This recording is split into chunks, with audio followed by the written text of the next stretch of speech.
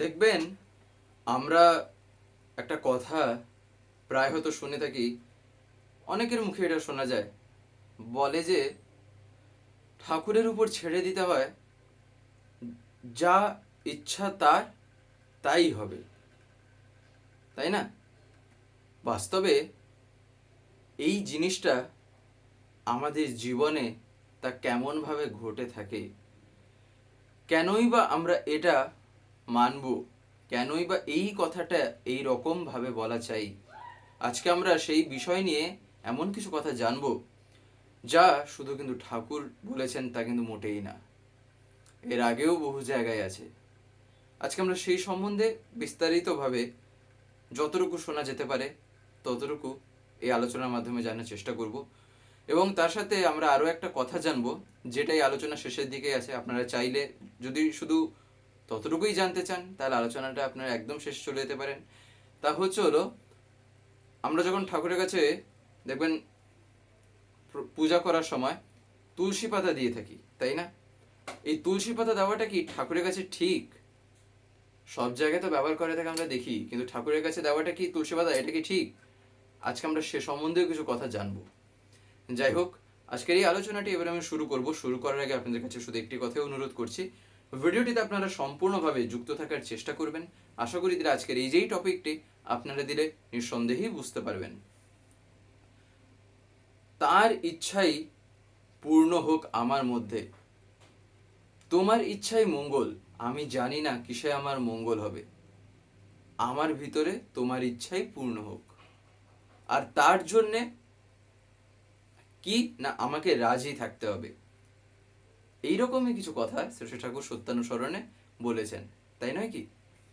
কিন্তু এই জিনিসটাকে আমরা বাস্তবে কতজন ফুটিয়ে তুলতে পেরেছি? জীবনে যখন এমন একটা বিপদ আসে, এমন একটা প্রতিকূল অবস্থায় পড়ছি, ঠাকুর এই জিনিসটা থেকে তুমি আমায় বাঁচিয়ে দাও, এই জিনিসটা থেকে তুমি আমায় রক্ষা করে দাও, এই জিনিসটা যেন আমি হয়ে যাই। তার মানেটা কি? তার মানে আমি তার ইচ্ছার উপরে কিন্তু ছাড়ছি না, আমি তাকে অর্ডার দিচ্ছি যে তুমি এটা করে দাও। এক্ষেত্রে তাহলে কে কার ঠাকুর আর কে কার সেবক? নিজের আগে এই রকম আঙ্গিকে ভাবা লাগে। যত দিন যায় আস্তে আস্তে এই বোধগুলি দেখবেন ততটাই উন্নত হয়। বিশেষ করে আচার্য সঙ্গ যদি থাকে, তাহলে তো প্রভাব পড়বেই পড়বে। কারোর ক্ষমতা নেই সেই জায়গায় আটকাবে, প্রভাব পড়বেই।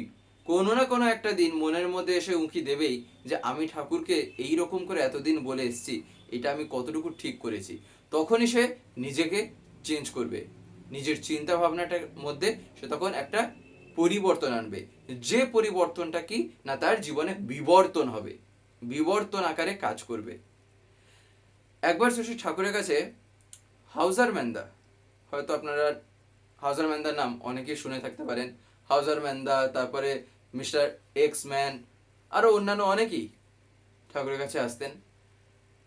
সাথে ওখানে কিছু কিছু সময় আশ্রমের যারা অন্যান্য বলতে পারেন আশ্রমিক দাদা যারা থাকতেন, যেমন কেষ্টদা, প্রফুল্লদা, অনেকেই তো থাকতেন। সেই সময় ঠাকুরের কাছে একটা বিষয় সম্বন্ধে আলোচনা করা হচ্ছে।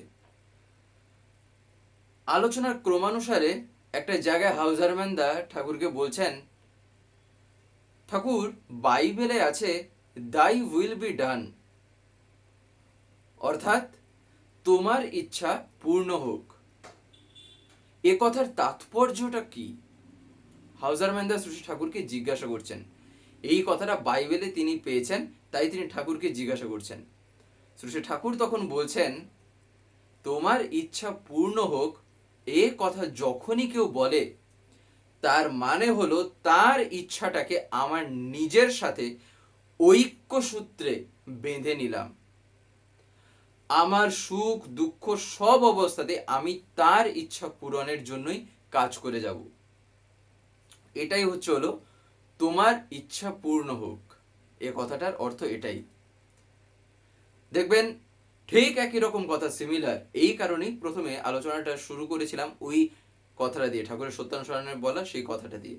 ঠাকুর সেখানে কি বলছেন, এখানে যেমন বাইবেলে এই কথাটা যে আছে, দাই উইল বি ডান, ঠাকুর সত্যানুসরণে দেখবেন যে কথাটা বলেছেন সেটারই ইংলিশ যে ভার্সনটা আছে সত্যানুসরণ, যেটাকে আমরা বলে থাকি কি, দ্য পারসুইট অফ ট্রুথ। সত্যানুসরণের ইংলিশ কিন্তু the pursuit of truth.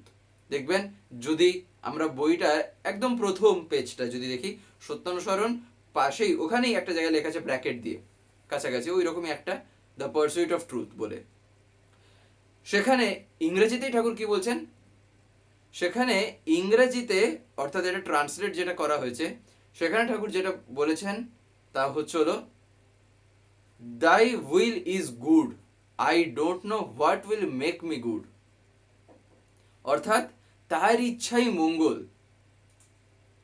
I don't know, আমি জানি না কিসে আমার মঙ্গল হবে, what will make me good. Satyanusaran Thakur এরকমই কিছু বলেছেন না? আর বাইবেলে ঠিক এই কথা হাউজার মেন্দা ঠাকুরকে একদিন বলছেন, এই কারণে যুগে যুগে লীলা, এমনি এমনি তো বলা হয় না, এই কারণে সেই টানটা থাকা চাই। সেই টানটা যখন থাকবে আমার তার প্রতি, সেই টানটাই আমাকে কি করবে, সেই ঐক্য সূত্রে বাঁধবে। ঠাকুর যেখানে বললেন একটা কথা, যে তার ইচ্ছাটাকে আমার নিজের সাথে ঐক্য সূত্রে বেঁধে নিলাম। ঐক্য সূত্রে মানে কি, সূত্রে শব্দটার ভিতরে সূত্র কথাটা আছে, মানে একটা সুতো, কেমন না ঐক্যতা, অর্থাৎ একতা, একতান, পুরো ওই ব্যাপারটাই এখানে আসছে।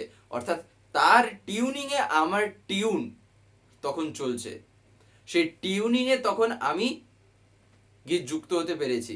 দেখবেন রেডিও যখন বাজানো হয়ে থাকে, রেডিও চালানোর সময় কিছু কিছু সময় একটা কেমন ধরনের একটা সাউন্ড আসে, তাই না, শোনা যায় না, সেই নয়েজ একটা আসে। সেই নয়েজটা আসার কারণটা কি না, ও পার্টিকুলারলি ওই টিউনিংটাকে পাচ্ছে না, ওই সিগন্যালটাকেও ধরতে পারছে না। যখনই ওই একটা সিগন্যালটাও পেয়ে যায়, যখন একটা ওয়েভে যখন চলে আসে, তখনই আমরা রেডিওতে শুনতে পাই ঠিকঠাক মতন করে। নাহলে ওই ক্রিং ক্রিং এটা কেমন একটা বলতে পারেন, যেটা একটা অকওয়ার্ড টাইপের শুনতে লাগে। ঠাকুরের জগৎ বাস্তবে এটাই। তখন ঠাকুর যখন এই কথাটা বলেন, অর্থাৎ বাইবেলে যে কথাটা আছে দাই উইল বি ডান, কথাটা বলার পর হাউজার ম্যানদা আবার ঠাকুরকে জিজ্ঞাসা করেন, ঠাকুর তেমনতর তীব্রতা থাকলে একটা রাস্তা থাকেই।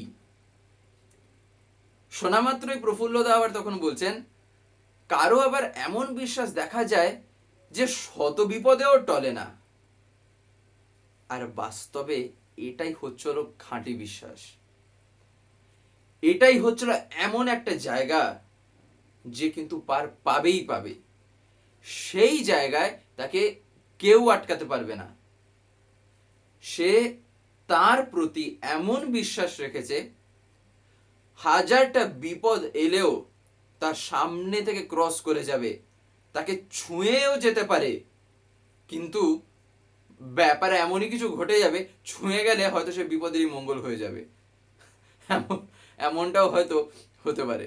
কেন না, তার সাথে তার প্রভু আছেন।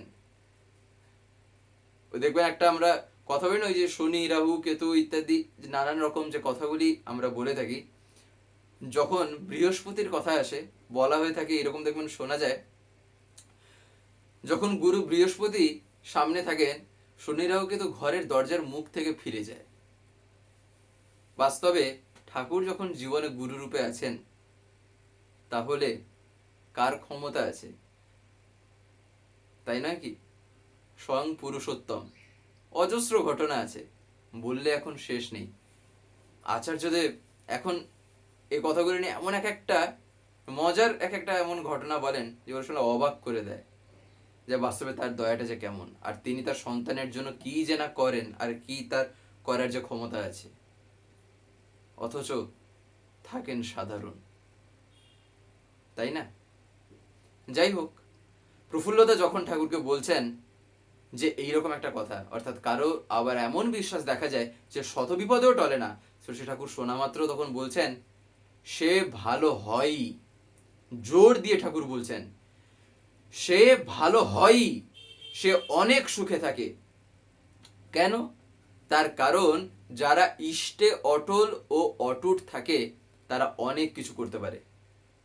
সেখানে আমি অটল আছি আর সেখানে আমি অটুট, সেই জায়গাতে আমায় কেউ টলাতে পারেনি। দেখবেন একটা গান আছে না, সুশ্রী দাদা লেখা একটা গান, যে তোমার পথে চলন আমার টলবে না, অর্থাৎ সেই অটল থাকবে। তোমার পথে আমায় কেউ সরিয়ে নিয়ে আসতে পারবে না, তোমার পথ তো তোমার পথেই আমি থাকবো। তার কারণ তুমি যে তুমি, বাস্তবে এটা যে বোধ করেছে সে কিন্তু থাকবেই। আর এইরকম দেখবেন অজস্র এক একটা জায়গায়, হয়তো বিশেষ করে দীক্ষাপত্রের যে এখন কাজ চলছে, এই কাজের ভিতরে তো আরো এগুলো দেখা যায়। একটা মানুষ হয়তো বহু বছর ধরে ঠাকুরের দীক্ষা নিয়েছে, একদম মানে সে কাঁপিয়ে ঠাকুরের কাজ করতে একটা সময়, আর হয়তো কোনো কারণবশত সে নিজেই হয়তো ঠাকুরকে ছেড়ে এখন বসে আছে। কেন? তার কারণ সে যে কাঁপিয়ে যে বাস্তবে কাজ করতো, কোনো না কোনো রকম ভাবে হয়তো সে কোথা থেকে একটা আঘাত পেয়েছে, কিংবা সে হয়তো তার জীবনে ঠাকুরকে যেমন আকারে স্থান দিয়েছিল সেই জিনিসটাকে হয়তো সে আলটিমেটে পৌঁছে নিয়ে যেতে পারেনি, যার ফলে মাঝ রাস্তা থেকে সে বিচ্যুত হয়েছে। না হলে বাস্তবে কারোর সাথে কারোর কোনো একটা অমিলে, কথায় তো অমিল হতেই পারে, মতে অমিল হতেই পারে, তাই না? তার কারণ যে যার চিন্তা ভাবনা। তাই সেক্ষেত্রে আমি কি করলাম, রেগে গিয়ে ঠাকুরকেই আমি ছেড়ে দিলাম। তার মানেটা কি? মানে একটা বাপের যদি তিনটে ভাই হয়, সেই তিনটে ভাই বলতে বাপের তিনটে ছেলে, তারা তিন ভাই। একটা বাপের যদি তিনটে ছেলে হয়, সেই ভাই ভাইয়ের মধ্যে কি হলো না, মতের অমিলে তাদের মধ্যে কি হলো না, তারা বাপকেই ছেড়ে দিল। তার মানে বাস্তবে বাবার প্রতি কেমন যে টান, আমি আমার ভাইয়ের সাথে আমার ইয়ে হয়েছে বলে আমি আমার বাবাকেই ছেড়ে দিলাম, তাই নয় কি? সেগুলো কি তাহলে অটল বিশ্বাস, নাকি সেই রকম টান আছে সেখানে? তাই ঠাকুর বলছেন, সত্যিকার সাধক ও প্রেমিক যারা, তাদের ভক্তি ও ভালোবাসার মধ্যে ভ্যালোর থাকেই, অর্থাৎ পরাক্রম থাকেই। আর পরাক্রম না থাকলে ভালোবাসাও দানা বেঁধে ওঠে না। ভালোবাসা থাকলে অসৎ নিরোধী পরাক্রমও বেড়ে যায়। তখন ওই loving attitude for beloved the god, অর্থাৎ প্রিয় পরমের প্রতি ভালোবাসার যে একটা ঝোঁক, সেইটাই কি করে না, সেটা থাকার দরুন সে অনেক কিছু করতে পারে। তখনই ইষ্টের ইচ্ছার, অর্থাৎ দাই উইল, ওই যে কথা বাইবেলে যেটা আছে, দাই উইল বি ডান, সত্যনারায়ণ স্বামী ঠাকুর কি বলছেন, দাই উইল ইজ গুড। সেই দাই উইল অর্থাৎ সেই ইষ্টের ইচ্ছায়, সেই ইচ্ছার সাথে নিজের ইচ্ছার সঙ্গতি আসে, তখন সব কিছুর ভিতর দিয়ে সে ইষ্টের সুবিধা খুঁজতে থাকে। এভাবে অ্যাকচুয়ালি এটা করার মধ্যে দিয়ে আরো একটা জিনিস হয়, ঠাকুর বলছেন এভাবে মস্তিষ্কটাও তখন কে কালচার, অর্থাৎ কোর্ষিত হতে থাকে। এই যে আমরা কালচার বলি না, ওর কালচারটা খারাপ, ওর কালচারটা ভালো, ওর কালচারটা একদম মানে ফাটাফাটি। বাস্তবে এই কালচারটা কি? এটা হচ্ছে একটা এমন জিনিস যেটা ধারাবাহিকভাবে বংশ পরম্পরায় এটা বয়ে এসছে, এটাকে বলা হয় থাকে কালচার। তাই যে যেমন কালচারটাকে যে গ্রহণ করে, যার যেমন যেখানে যে যে জিনিসটাকে অ্যাকসেপ্ট করে, অর্থাৎ গ্রহণ করে, সেই রকম করে নিজের মাইন্ডটাকে সে ডেভেলপ করে। ওই জিনিসটা কি হচ্ছে, তার নেক্সট জেনারেশনে প্রাথমিকভাবে ওটা ফল দেবেই, তাই না? আর নেক্সট জেনারেশন ওটা যদি ও ফিল করে ওটা ভালো, তখন ওটা ধরবেই ধরবে। আর এটাই হচ্ছিল বাস্তবে ইষ্টের পথ, যেখানে কিভাবে একটা পরিবার যে দানা বেঁধে থাকতে পারে, এটাই হচ্ছিল সহজ পথ। তাই তাই না? আর এটাই হচ্ছিল যুক্তি, এটাই হচ্ছিল বিজ্ঞান। একান্ত ঠাকুর বলছেন না যে ধর্মের কথা যখন আসে, বিজ্ঞানকে কখনো বাদ দিয়ে হতে পারে? কখনো না। তার কারণ বাঁচা বাড়াটাই পুরো বিজ্ঞানকে রিলেটেড। আর ঠাকুর কি বলছেন, ধর্ম তো বাঁচা বাড়াই, সহজ কথা। বাঁচবো আর বাড়বো, এটার জন্যই জীবনে এত কিছু করছি, কর্ম করছি, পরিশ্রম করছি, পেটে দুটো দানা জুটবে বলে এখানে এত কিছু করছি। তার মানে কি, বাঁচার একটা ক্ষুধা আছে। আর সেটার সাথে সাথে কি না, বৃদ্ধিপ্রাপ্ত হচ্ছি, জীবনে বড় হচ্ছি, বেড়ে উঠছি। এটাই বড় হওয়া বলতে জীবনে এগিয়ে যাওয়া, নাহলে তার কাছে তো আমরা সবাই সন্তান, বড় আর কখনই বা হব, তাই না? যাই হোক, তখন ঠাকুর দিয়ে বলছেন এভাবে কি হয়, আমাদের মস্তিষ্ক কালচার্ড হতে থাকে, যত রকমে সম্ভব ইষ্টকে সেবা দিতে থাকে। দেখা গেল সেই লোক পরবর্তীকালে হয়তো এমন একটা পরিণত হয়ে উঠবে, আমরা দেখবেন আজকাল একটা কথা বলি না, আগেকার মতন আর সেই সোল, আগেকার মতন আর সেই আত্মার আগমন হয় না, সেই রকম আর ব্যক্তিত্ব হয় না।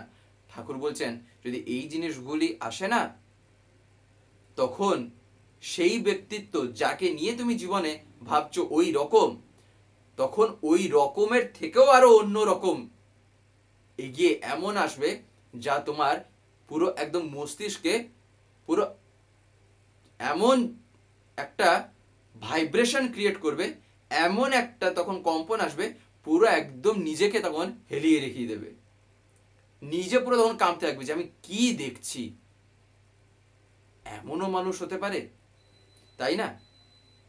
যাই হোক, আরেকটা কথা বলি, আলোচনাটি শেষ করব। তা হচ্ছে হলো তুলসী পাতা। তুলসী পাতা আমরা ঠাকুরের কাছে দেব কি দেব না, এইটা নিয়ে দেখবেন আমরা অনেকে একটা বিতর্কে থাকি যে ঠাকুর যেহেতু নররূপের নারায়ণ, বাস্তবে তুলসী পাতা দেওয়া কিন্তু অবশ্যই ঠিক।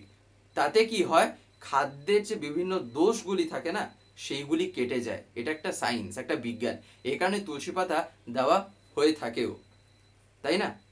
তুলসী পাতা দিলে কি হয়, সেই গুণগুলো দেখবেন খাদ্য তৈরি করার সময় হোক বা যে কোনো জিনিসে তার যে একটা দোষ থাকে সেগুলো কেটে যায় তখন, এটাই হয়।